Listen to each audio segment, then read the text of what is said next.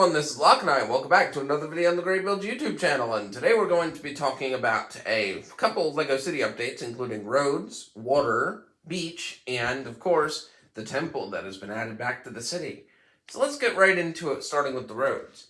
Now, unlike the previous LEGO City roads, this LEGO City now has a bit of a different road design that works pretty good for what I want it to be.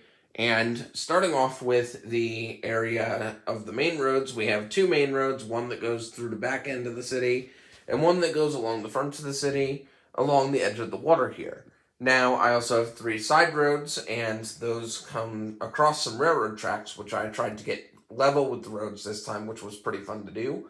And we have the 1, 2, and 3 side roads for the main city, and this layout allows for a lot more buildings to be added and allows me to switch around the layout of the city, unlike the last city, which mostly was supposed to be residential, but not much was ever done with it, so I'm pretty happy to see what I do with this. Now, some extensions to the roads, which I felt were interesting, were one extension going off this way, which will go towards the beach house and the fairground sort of boardwalk area. We have one area that goes out over on this end, which goes to the residential area, which has a little bit of a turnaround dead-end area at the end of it. I have a feeling I can build some really fun houses over here, so stay tuned for videos like that. And then we have my favorite of the roads that I've added here, which is this road over here. It's a really thin road that goes and turns into a cobblestone or gravel road, which is something I talked about wanting to do in my previous city, but didn't get around to until now with this city's layout.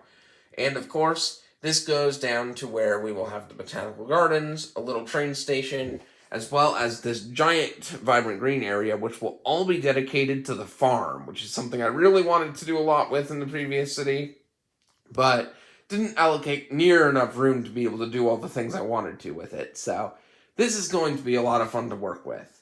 Now, before we touch base on the last area of road I've added, let's talk about the water we've added here.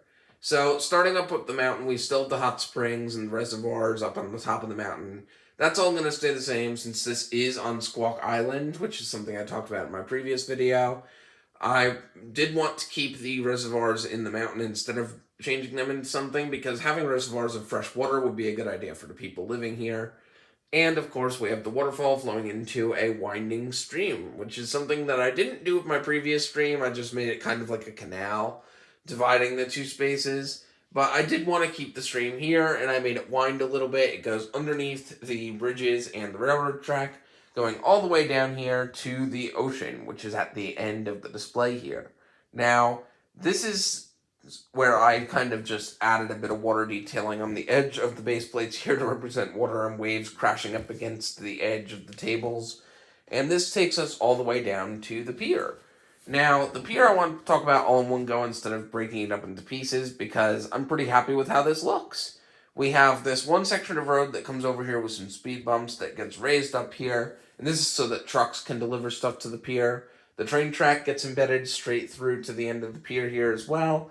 It allows people to get stuff delivered to the train layout as well as one final area over on that end, which is where the freight boats will come into play. And I plan to have a pretty big crane covering all of this area across, so that way people can easily get their stuff delivered between the different areas. Pretty happy with all that so far. And we also have some water tile laid for this area already. You'll see that it's not laid everywhere, and that's because I want places for the boats to be. And of course, in order for these boats to be in the water, I felt like it wasn't necessary to cover up the area with tiles below where the boats would be, because you're not going to see that in the end layout. And I don't plan to move the boats too much. Plus, it saves on water tile, which is something I'm always running low on, so even when redoing the city, I find myself stretching the space where I can have the water. So we have room for one boat there, one boat over here, and on the very end, we actually have the Destiny's Bounty parked here in the city already. Now, I really would like to get my hands on the original 2012 Destiny's Bounty, but I sadly did not pick that up when it was still in stock on store shelves, so therefore I still need to go and find a way to get that in the future, but for now we have the Destiny's Bounty from Dragon's Rising Season 1 here, and I feel like it does a pretty good job of filling in the space and adding a little bit of life to this section of the city. Now, Additionally, we have this area over here in the pier of the harbor, and it's pretty interesting because I did add this 4+ piece from the 4+ Juniors Batcave set, which is one that I've had for a while, and I do like collecting 4+ sets for this specific reason. They always come with these really fun, unique printed pieces, and in this case, it's just supposed to look like a bunch of like stone tiles laid on the ground. And I feel like that works really well for a harbor or a pier here, so I wanted to make sure that I added that in for some detail. And this main area here of just light gray tiles and plates and bricks is all supposed to represent an area for helicopters and maybe even dragons to come do supply drops from time to time. Since this is an island area, I feel like it makes sense for me to have a pretty decent sized area for you to get some supply drops done, either by boats or by air, and I feel like that does a pretty good job with it. Now, moving on to the final area over here, which is the beach, I wanted to take a quick look at underneath the sidewalks. This kind of showcases how I've been doing it. It's similar to the Mills technique, except I've kind of made my own strategy for it, which is instead of going one brick and then one plate, I've done one plate, one brick, and then one plate, or in some cases it's as simple as doing just 2 plates and then 1 brick.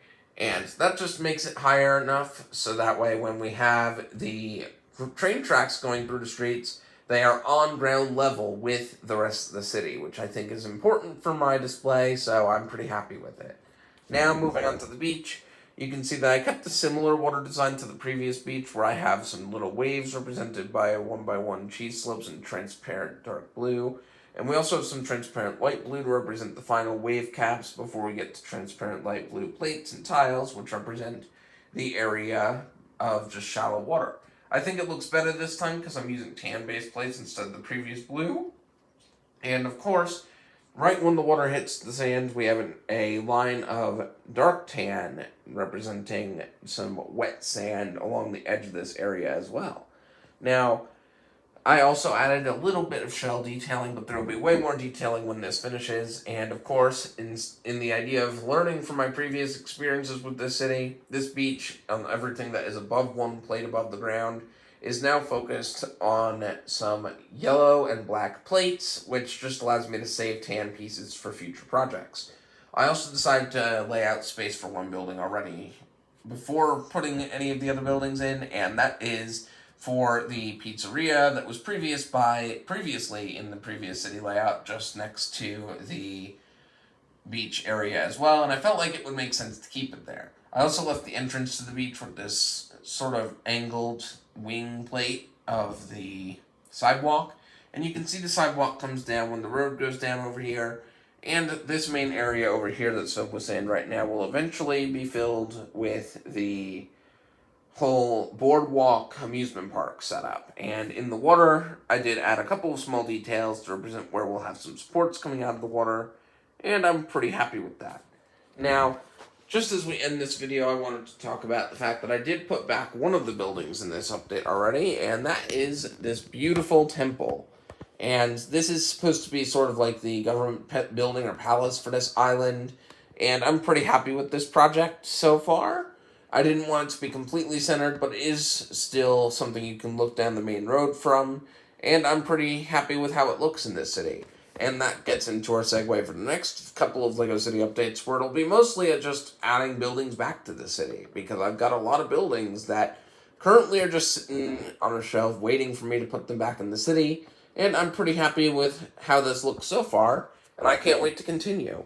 However, I've got 2 videos coming up over the next couple of weeks where I'll be focusing on some LEGO reviews of some sets that I've gotten, and one of which is an extremely special review. So stay tuned for all those, and I hope you all enjoyed this video. I'll see you in the next one, and I hope you all have a great day.